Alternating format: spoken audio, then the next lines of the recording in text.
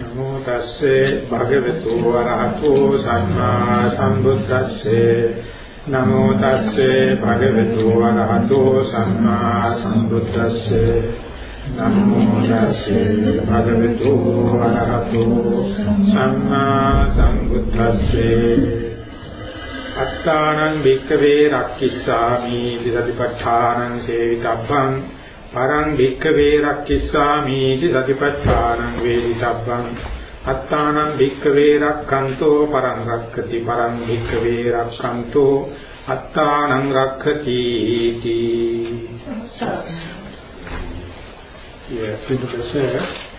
Yes, my friends, this is the last talk in the series.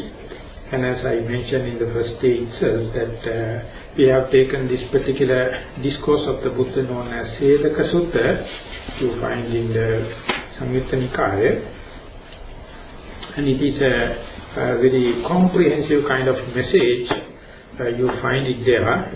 So, if I am to go back to the very first day, we remembered that there was an episode or incident whereby one acrobat, he has balanced one of the bamboo pole on his shoulder and asked his apprentice or his disciple to climb up on the bamboo pole balanced on the teacher's shoulder and then balance himself on the top of that.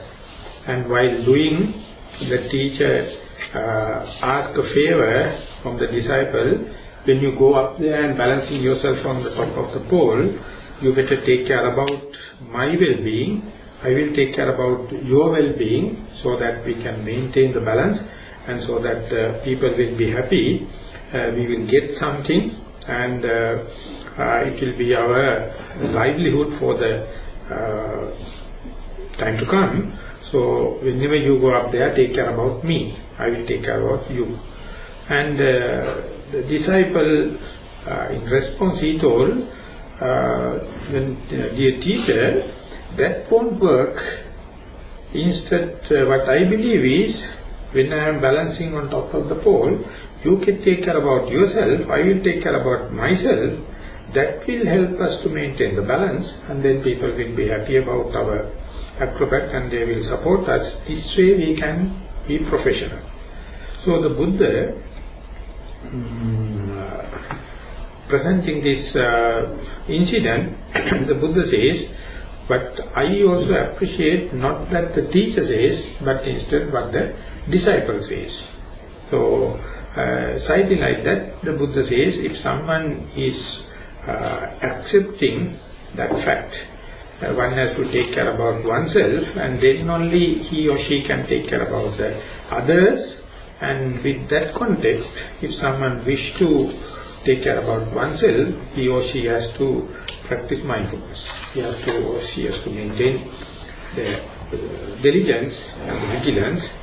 And by practicing mindfulness, by practicing this diligence, one is protecting oneself, safeguarding oneself, and therefore he whoever wish to have own well-being, own protection, own restrainment, must be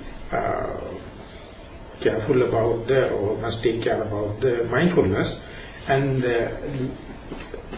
presenting the fact like that, the Buddha says, he whoever protecting this principle of this mindfulness and diligence is invariably protecting others also. So therefore, the Buddha arrived at a conclusion. He says, he whoever protecting oneself is protecting others. He whoever protecting oneself, the core issue is the mindfulness. So therefore, for the benefit of oneself as well as for the benefit of the others, one must be mindful, one must be establish the mindfulness so that self as well as others will be protected. So this is the basic theme of this particular sutta. But for the last 7 days, day by day, we try to understand mindfulness or this diligence in terms of generosity, in terms of moral restrainment, in terms of concentration restrainment and in terms of wisdom in restrainment. And yesterday we took the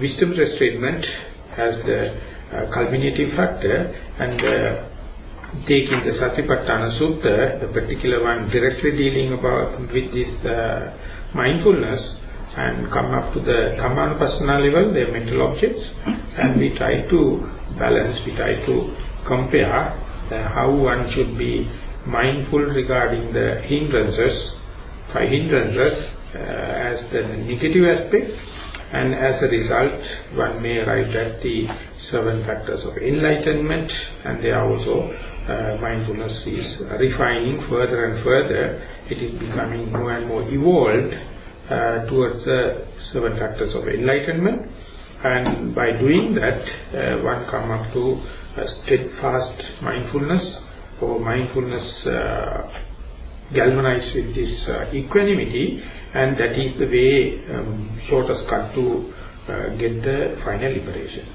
So if I have to go a little bit on this, the last episode or yesterday's talk, it says if one is very steadfast in mindfulness, he or she can directly see when and where the lust or desire arises in one's own stream of consciousness, so as to when the mind is or stream of consciousness is infested with the lust, he or she will come to know, my mind is now infested with the lust. And whenever it is not there, that is to say, when the mind stream of consciousness is not infested with the lust, equally he or she knows through the power of mindfulness, my stream of consciousness is not infested or defiled by the lust.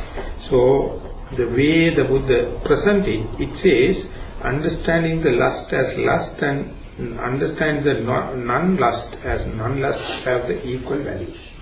Therefore, this is a kind of a radical reflection, radical kind of a consideration, wise consideration, not to have prejudgmental or the prejudgmental decisions or impressions or non-reactional way to behave towards the lust as well as the lustless mind. And if someone is managing up to that level, he or she can understand as and when the lust arises in the very tiny little way, and slowly it is catching the momentum, there also one can observe it in a distance way, as if someone else so can see what are the conducive factors or food or fertilizer for this developing lust. And that means the lust is still developing, he or she is still observing and unmoved or unagitated, and see it as if someone else. So that is the point where you can one day wean off, or one can be really tackle this lust to not to develop. So therefore that is a kind of a very challenging kind of a task. Under such circumstances one can see how the recent lust is dwindled off, fade off. And under such circumstances one may see one day at a time the lust will disappear forever, not to return. So that is a very challenging situation. So therefore, in order to get rid of Nissarana or these hindrances, one has to have a very pliable, very spreadable, very malleable, very workable kind of mindfulness. But the thing is, whenever someone is going to develop that kind of mindfulness, to see when the lust is there, it is with the lust, as if it is the lust. When there is no lust, to understand the mind is free from lust, and how the arising part, how the ceasing of, cessation of the lust, then there is a natural tendency, one can be attracted to that very mindfulness. that becomes the trap, then. So therefore, such a person develop the mindfulness up to that capacity. Consider mindfulness is as the completely permanent, ever beneficial friend. So whenever the mindfulness is going to shake, that will become a reason to be unhappy, disappointed. So the point what I am going to make is, in order to get rid of these defilements, in the sense hindrances, one has to have the tool, one has to have the formula, one has to have the gadget known as sati or mindfulness. But there is a danger that you may develop an attraction telling this is my sati, this is continuous sati, this must not go away, I have to always keep with the sati, like kind of a situation can happen. That is why at the end of the Dhammanupassana, the Buddha takes the mindfulness as a factor of enlightenment. You must understand whenever the your stream of consciousness is with mindfulness, as well as when your stream of consciousness without mindfulness. They are also unshaken, unagitated, not disappointed. That is a task. Because the getting rid of Nissarana, everyone will accept as an achievement. But not to shaken when the mindfulness is not there, it appear like irreligious, appear like immoral, appear like not rational. But there you have to understand, even the mindfulness comes under the truth of suffering. Mindfulness itself is subject to change. So therefore mindfulness itself is not under your control, not governable. It is not your soul. So that is the most of the advanced yogis are, that is the place they get trapped. So they think, they imagine they are in a dream about theoretical maximum of the mindfulness. They expect the Buddha or the Arahant or anyone is completely in the mindfulness 100% from morning to evening and throughout. I mean, that is the maximum that you can think about in a theoretical way. But this Bujjhanga, whenever the Buddha is describing how to behave towards these factors of enlightenment, I am thinking only the mindfulness as such.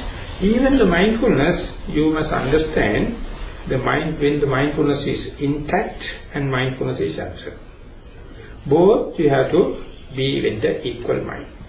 And the arising mindfulness, you have to aware that indicate you start the mindfulness from the unmindful state, unmindful base. So if you are agitating, if you are disappointed, if you are irritated, if you are fault-finding with the unmindful state, you will never see how the mindfulness sets in. Mindful start from the unmindful state. So therefore, to see the beginning of the mindfulness and it's catching its power and come up with a full-fledged, you have to have a distance look, with a detached look, unassuming look, or non-reactional way, choiceless way, even the suspended attention. So this is the training at the end or peak of Satipatthana. That means you are equally equipoised, equally balanced. You see, this is mindfulness, this is lack of mindfulness, this is the beginning of mindfulness, this is the middle of mindfulness, this is the end of the mindfulness. So that means that you get rid of the medium kind of defilement known as hindrances, making use the qualities like mindfulness, the inquisitive nature towards the Dhamma, the energy aspect, the rapture, the pleasure, concentration, and the equanimity. But these things also one day you have to give up. Or in other words, these things also you have to see that when they are available, when they are not available with the equal mind. So this principle, Buddha says, the kind of a replacement theory. You understand the gross thing and replace that gross thing with the subtle thing. Understand the subtle thing, you replace it with the subtlest thing. Likewise, if you keep on going, replacing by a better one, or in a common sense you can say, whenever good and bad is there, you must be ready to understand, get rid of the bad and select the good. So that means people will tell you, you are good now. But such a people will come across a situation, he can have good and the better. Under such circumstances, who will take the challenge of selecting the better and getting rid of good? That will never happen, that is the task. The yogi, the practitioner, is not a person bogged down in understanding the good and the bad. Definitely they are at least appreciating the good is the part we have to select. I would say it as we all have already accepted and we are mastered it. But when you are practicing, you will confront with the good and the better. But at that situation, you find very difficult to give up good at the face of better. So that is how the Dhammanupassana level, you have come to the very superior or high potent kind of qualities in your mind, but that does not indicate they are permanent. That does not indicate these mental states are not going to give suffering. Or this won't assure you these mental states are worth calling self, worth calling my ego. After you develop that kind of mindfulness, or Dhammavichaya, the inquiring nature of the mind, inquisitive nature of the mind, the energy, the virya, the piti, the rapture, happiness, concentration and equanimity, everything you have to consider as tools. They have to give up whenever you are going to find yet another situation. So I would like to cite the particular sutta specifically on this regard, Salayatana Vibhanga Sutta in the Majjhima Nikaya. It says, the Buddha says, understand the gross thing and replace it by subtle, and subtle understand and replace by subtlest, kind of it goes. So there he says, one day you will be understand no pleasure, no pain situation, and you will those who have mundane state and supramundane state or renunciated state, and if you come even after that going to get the neutral feeling in the spiritual life or in the renunciate life, there may be some mistake of assuming it, telling this is what I have earned, this is my ultimate treasure. So if that is the case, Buddha is using a term Dhammayata. Dhammayata means you are going to assume this kind of good qualities are me, they are mine, they are my soul. So even now you go up to such a high calibre, developed mind, if you are going to assume that mental qualities and the mind as me, mine and myself, Buddha says you get trapped there. Instead, he is asking us to develop atammayata, to disclaim them, even the good qualities is not me, not mine, not myself. So these kind of deep contemplations or kind of training or restrainment only you find in wisdom training, not in moral training or concentration training. So therefore in the wisdom training, your viewpoint, your perspectives are very, very important. So therefore atammeta utta bhagavata. So when and where you know that your mindfulness is intact, your inquiring mind into the truth is intact, your energy, the enthusiasm is intact, and the pleasure, the rapture, the concentration and equanimity intact, it is as a second nature of you, but to understand they are also nothing to be gained. You must develop the art of how to disclaim them, Netang mama, neto hamasmi, nameso atta.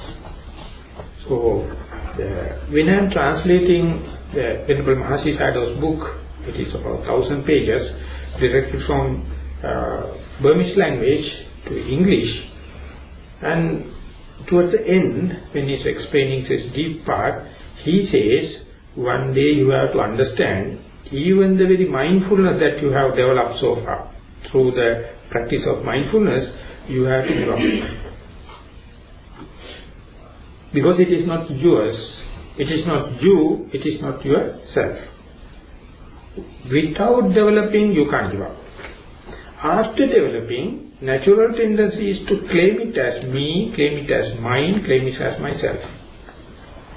But even if you are going to get cling into that, you will get bogged down and you will get trapped into that. So therefore, mindfulness by nature is coming and going.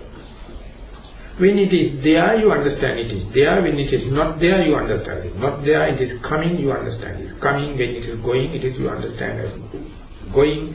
That is the way you can master the mindfulness, not only the mindfulness, all the 7 factors of enlightenment. There you develop Atammeta. Atammeta is disclaiming capacity.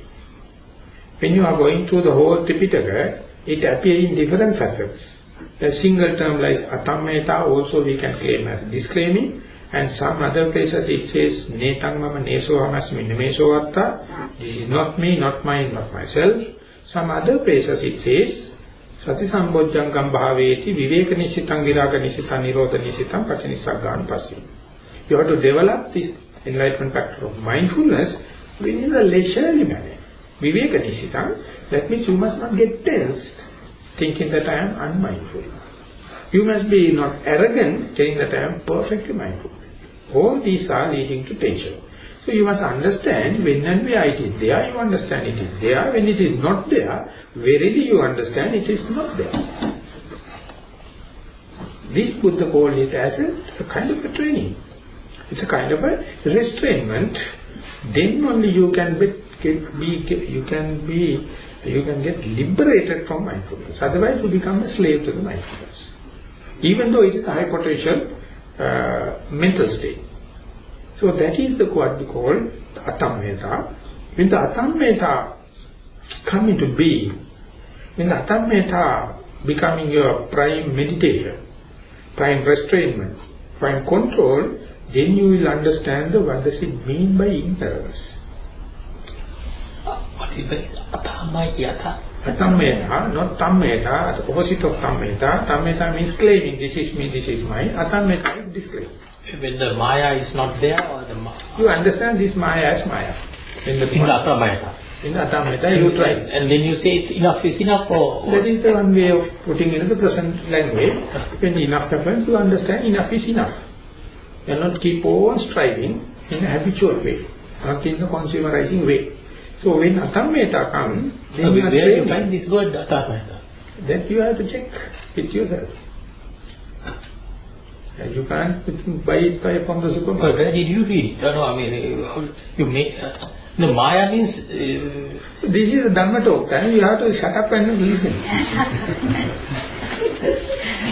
So when the Atammeta come into being, when you get the task only, you will understand how much the ignorance is going against us.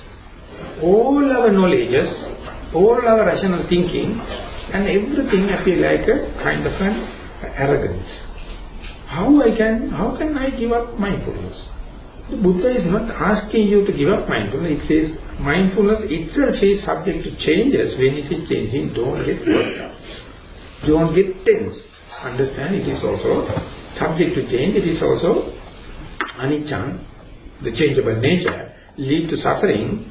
If you are going to claim it as, it is leading to suffering. If you consider it as me, it is going to lead to kind of egoistic idea, so you have to write it. So, in the particular sutta, that what I referred as that Salayatana Vibhanga Sutta, the moment you come to understand, you come to restrain yourself towards this Atammeta, not claiming capacity, then only you understand the enormity or magnanimity or profundity of ignorance. Because it is a natural thing, but very difficult for us to rationalize it. Take it as the middle part. And then the most important thing, Buddha says, this understanding of ignorance is the lack of ignorance. Or understanding of lack of ignorance is reciprocal with the knowledge, reciprocal with the wisdom. That is what we call the wisdom. That means quantifying our ignorance. We are so ignorant to the nature. We are so ignorant to the natural flow, the universal law. Whenever it happens, we protest it. We have kind of a resistance, we can't accept it. So therefore, our ignorance, whenever you come to know, you understand whole problem is not coming from outside, it is within oneself, but we are not ready to accept it. We are not prepared to accept it because so much of the time we are being acquainted with the ignorance and we were supporting it, feeding it, fertilizing it. So when you come to know, it is no second person is involved, no other than the present time is involved, then you have to go against the grain, and that is the task, and that very thing is the one the Buddha says as the knowledge. So therefore towards that the teaching is very philosophical. It's a very deep.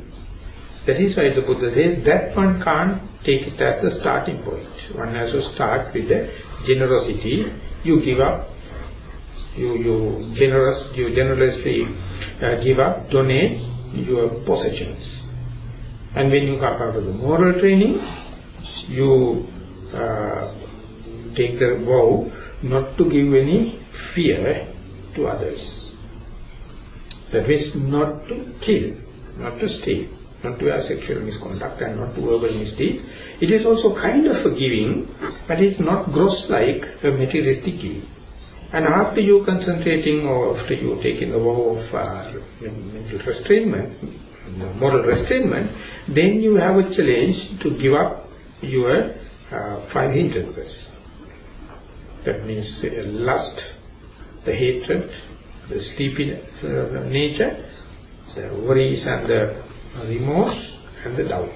Once that is given, in order to get rid of, you have to have the faith, the energy, mindfulness, concentration and the equanimity, the wisdom.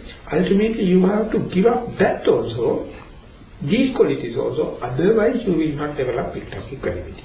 So therefore in the Alagaddulpama Sutta, the Buddha says, Dhammo pivo vikkave pahatabba pagevadam. O monks, you have to give up even the Dhamma. What to talk about Adhamma? Even this deep principle you have to one day give it up. What about the Sutta this is? Alagaddulpama Sutta. Dhammo pivo vikkave pahatabba pagevadam.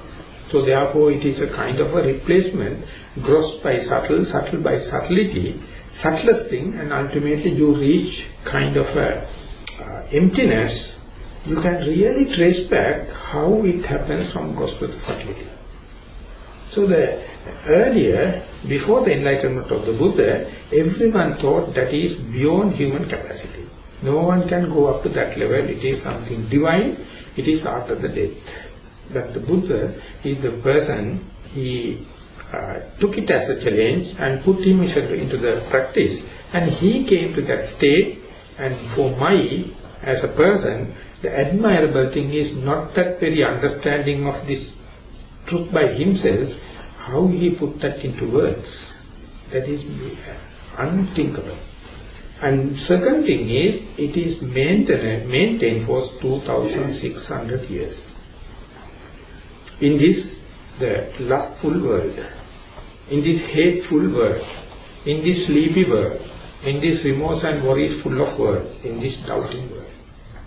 So therefore, the Buddha's task, and on top of that the task of Dhamma, and the third one is the lineage carried up to our point, how much precious and how much we are lucky even though we are not fully enlightened, even though we are not going to the highest, we are in such a minority, at least to take it as a challenge and put ourselves according to our capacity. For that, the Buddha says, your own morality is the task. So you have to believe upon your own moral restraint. Then day by day, you refine, you replace the grosser thing by the finer things. That is the way it's going off. It is like a peeling off of an onion. When you take its outermost thing is very gross and thick, once you remove that peel, there's yet another soft one inside, and you remove that also, and you get another soft one. When you go there deep, ultimately you end up with nothing. Or like when you are peeling off of a banana trunk. Outer appear like it's a very thick, very valuable wood. But when you remove it off, it is nothing to gain inside. Inside there's no pith, there's no essence over there, but the outer one is the most difficult to pierce into. So therefore those who have already entered into this spiritual path, they have done their difficult task now. But they are very hesitant to give up good at the face of better, and I would say no one to help you. You have to understand the difference between the good and the better. At the face of the better, you must be ready to give up the good. That is ujuja sujuja. Not only become straight, you have to be sternly, utterly straight. So therefore each and every moment in our lives have at least these two options, the good and the better. We must be sharp, we must be radically reflecting our each and every moment, are we to take the better and give up the good. That is the difficult task, because we earn the good at the cost of bad, therefore we claim our good as my good. It is me, it is mine. So therefore when it is giving up, very difficult. So therefore when you go into Vipassana training, it is the Buddha himself says it is patisotagami. In English it says against the grain. That means against the grain of your liking and disliking, against the grain of your personality. So ultimately once it is peeled off, you can understand it is not a physical task. It is not a rational task. It is a matter of the correct perspective. So towards the end of the Karnimita Sutta it says, Ditthincha anupagamma silava dasanena sampanna. Without going into the extreme views, have the moral integrity and have a correct view. Ditthincha anupagamma silava dasanena sampanno kameshu vinaya geda. As far as the lust is concerned, you restrain slowly. Don't expect to get rid of everything, but take care about the gross kind of lust. That's the main hook, the main tanglement to the samsara. And when and the opportunity you have, you get it off. Don't try to jump into the 100% at first. The gradual waning off, gradual weaning it off, culling it off, and then slowly you can understand when compared to yesterday. Am I ready to give up the existing or confronting the arising lust? And then you can understand, sorry, it is happening. So therefore, matter of time. It takes a lot of time to mature. So when that happens, don't get tensed. Don't get accelerating the situation. You have to understand it is happening. In order to maintain the trend undisturbed, what you have to do is keep the present moment.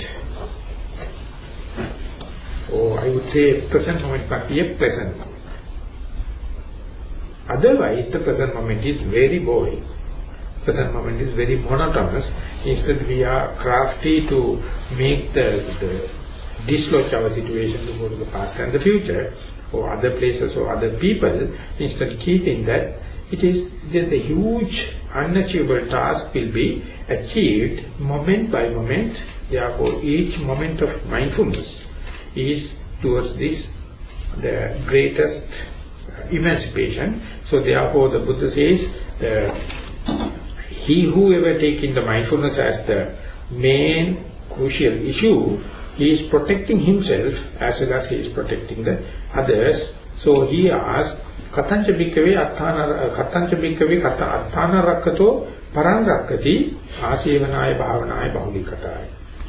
By protecting monk, how they protect others, you have to develop the acquaintance with the mindfulness, and then apply again and again, and then contemplate again and again. That is the way you familiarize the mindfulness. Be in the present moment as much as possible. When you are doing that, definitely you have to develop the forbearance, loving kindness, sympathy, and non-violence. When it is happening, it is its outcome of the presence of mindfulness. When that is assured, outside of the others also protected. So therefore, philosophically or in the theoretical way, it appears very profound, it appears like unfathomable, unthinkable, but as far as you be mindful in the present moment, you are contributing to that. So therefore, Burmese master, when he is telling, he says, when you are meditating, for example, either rise and falling or in breath out breath, each moment, you know when the rising is arising as rising, it's a moment of mindfulness. When the falling happens, if you know it as a falling, it's a moment of mindfulness. So if you are mindful 1 second, 1 split second, 1 thought moment per second, meditating 5 seconds means 5 thought moments you saved. Meditating 1 minute means 60 thought moments you are saved. Meditating 5 minutes means 300 thought moments you are saved. Without that, there is no assurance the mind will not get obsessed or have undermining tendencies.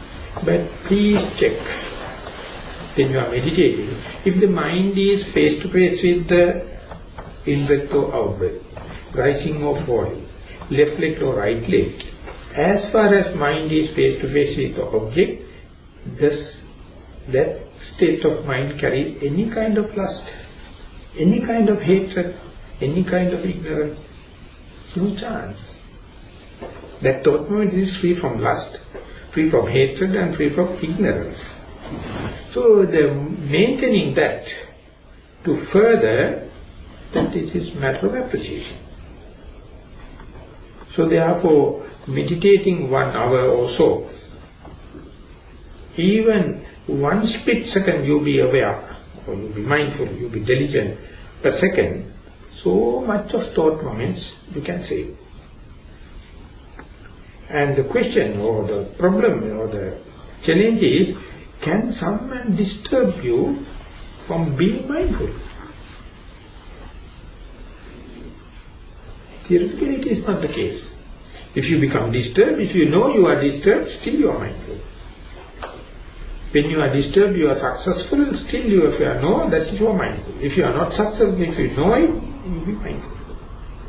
So that is how the mindfulness, even though it has a tool, the one day you have to give it up, once you develop this mindfulness, you understand, you get a distance from this friction, distance from this suffering nature, the torturing nature, the burning nature, and that is your discretion. That's why the Buddha says each and every human being endowed with this capacity, unfortunately, they are worrying about sensuous pleasure. Worrying about seeing things, hearing things, smelling, tasting, touching, and thinking about their pet ideas. Spending so much of time on that without valuing being mindful in the present moment. Be aware of the in-breath, be aware of the out-breath. Because by a single thought moment, being aware of the in-breath or out-breath, you won't get any substantial thing in materialistic point of view. Therefore your valuation, your appreciation is the main matter that never happened as you are a beginner. Because your state of mind is very gross. So it is none of your weaknesses. When you keep on practicing, when you keep on developing the mindfulness, ultimately you will understand when the mind becomes mindful or not, still you can have a kind of a equivalent situation, and there you will be free of tension. You will be free of the frustration. So at that level you can have a simple motto, main thing is not to worry. Whether meditation is good or bad. Because your task you have done. You are allocating your time and give the priority, and it's sometimes good, it's sometimes bad. That is judgmental mind. If you are not appreciating that judgmental mind, if you give this unassuming mind, you understand the art. That is why the Buddha says at the Satipatthana, the beginning, there's 7 benefits. The 6th one is you learn the art, you learn the method. Wherever may be, find a reason to be glad and go ahead. If then only next moment you can put into the maximum use. As you are worrying, as you are self-critical or disappointed, each and every moment appear like very damn, very nasty, destructive. That is not that the thought moment by intrinsically bad, that is due to a viewpoint, that is due to the value judgment. So therefore, mindfulness invites you to be pleased or happy and present with the forthcoming thought moment. And the moment, the day you understand that, you will be ever rejuvenating. You will never go for senility. Otherwise, you will become so dull, so difficult, as I mentioned that day, you will half go to the circle and come back telling, I am now old age, I am sick, I can't do. But if you are developing the mindfulness, instead you will come from the other half and say, even though I am weak, I am completing the circle. So that is the crux of the message, and I don't know how far I have given the detailed diagram or detailed map, and I hope I communicated some theoretical and practical hints, and with the help of them and with your meditation, may you find your own ways and means to get the least frictional path. That day you will be secured, and through your security you will be safeguarding the society at large, and that is the maximum benefit you can gain out of this dispensation, and that is the maximum service you can do to this dispensation. With that remark, I would like to sum up my talk. Thank you very much for listening. Atammayata. Tammayata means arising by itself. Tamme means ranmaya, ridhimaya. Tadme.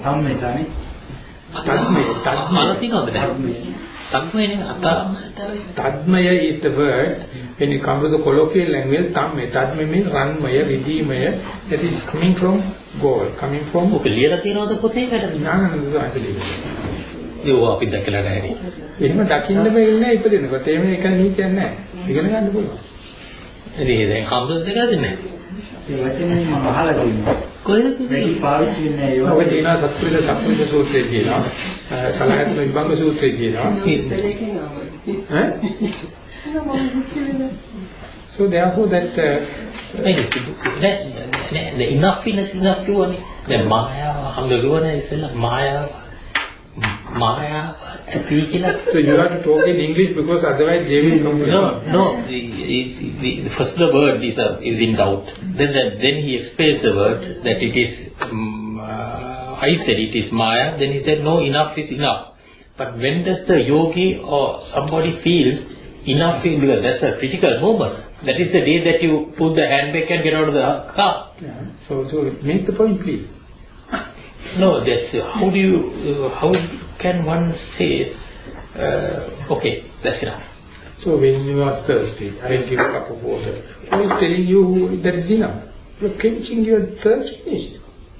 But thirst is a different question, but this is, you see, we are always searching with a doubt.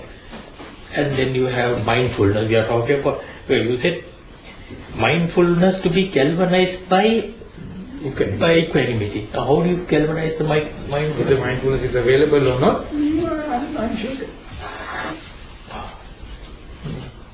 And when can you give me a couple of examples who said enough is enough?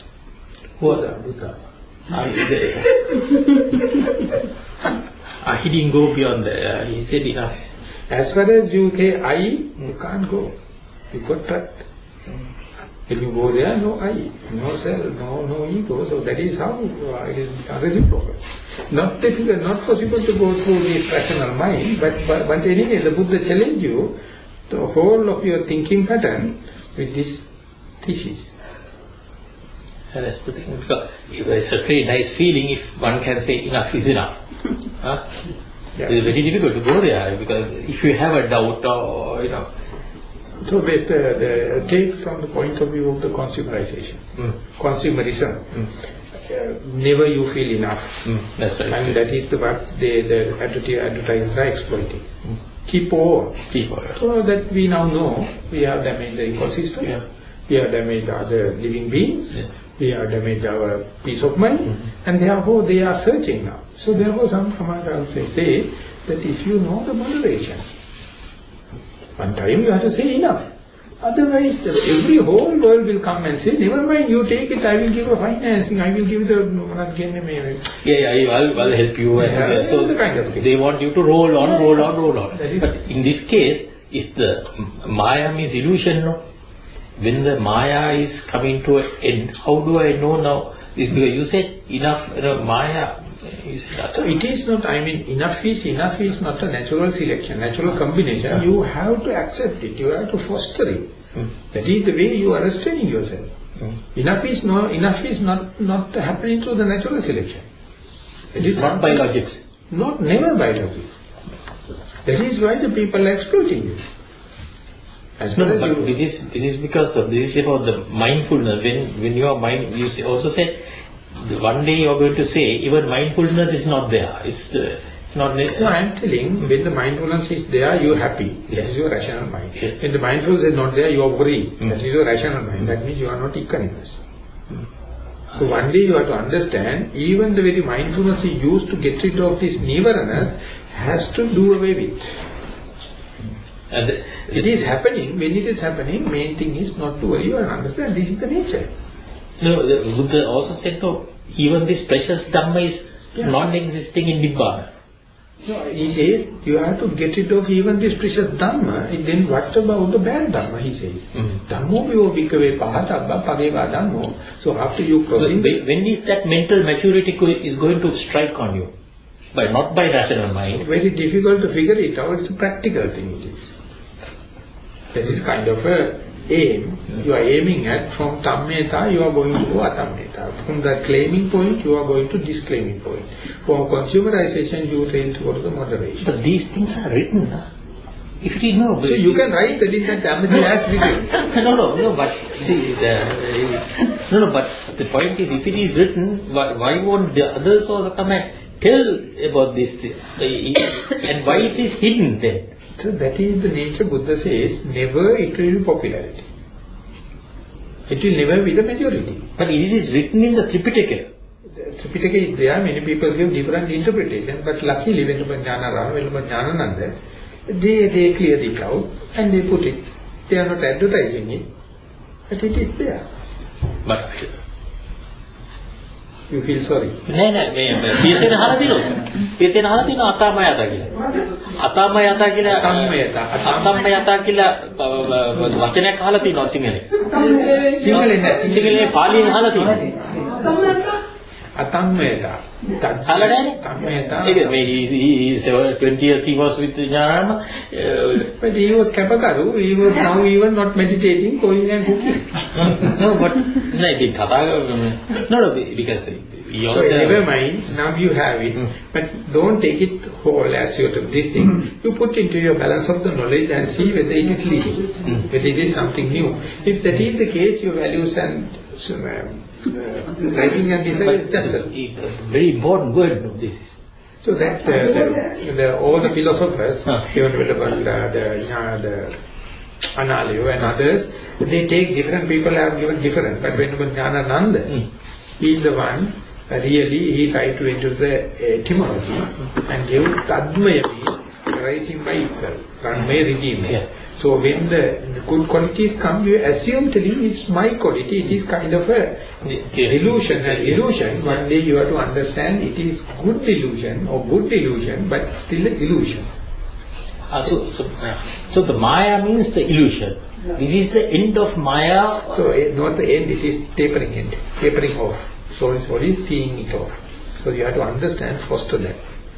Don't claim even your qualities. Don't claim that I am mindful, don't claim I am virtuous, don't claim I have a concentration, don't claim that I have blah blah blah. I just say that I have experienced it, but next moment I don't know. So you are trying to accommodate both. But you must tell something, There is this concept and reality book. Who can understand that? No, it's written, Megula, Kivala, I have read it. Torla, first you have to read, you have to understand the rational, radical meaning, and then put it to your practice. Then only it come into the real practice. The word Maya, He's even underlined it. No, he is the only person. He is the only person. Trying all the Tripitaka, scanning through and see the special meaning of it. And Tajja is another meaning arising by itself. The whole thing is when Maya comes to an end, then the truth is coming through, no? Maya is thinning, becoming thin and thin and thin. That in everyone is happening. So when it is happening, you understand where to facilitate it, how to facilitate it. Facilitate is first and foremost Majjhima Pratipada, moderation. When you keep on moderating, it will become thin and thin and thin. Ultimately it becomes, you can nip it off. And even for you to nip it off, there's no I to nip it off. It is happening. It's a kind of a happening, just like a water bubble is bursting. When it comes to the thin, certain amount of becoming thin, and then it bursts off. No, but you see, the point is we listen to him, right, and tell him, and we bow down to him, okay, very nice, but if you don't pinpoint the thing, then we go home half-digested knowledge. So that 8 o'clock tonight, again we have resting, we have brainstorm. No, but that might be too much for everybody else, because No, but you see, the people are very happy, they have read concept and reality. But if you, Suakkato Bhagavato, people don't know in English. No. When you ask what is the meaning of Suakkato Bhagavato, people say, I want that, telling. A lot of people don't know. Right? Many shades of meaning, 1001 shades of meanings are there. At a time, one thing is enlightening, next time another one is enlightening, we are refining. Keep on refining.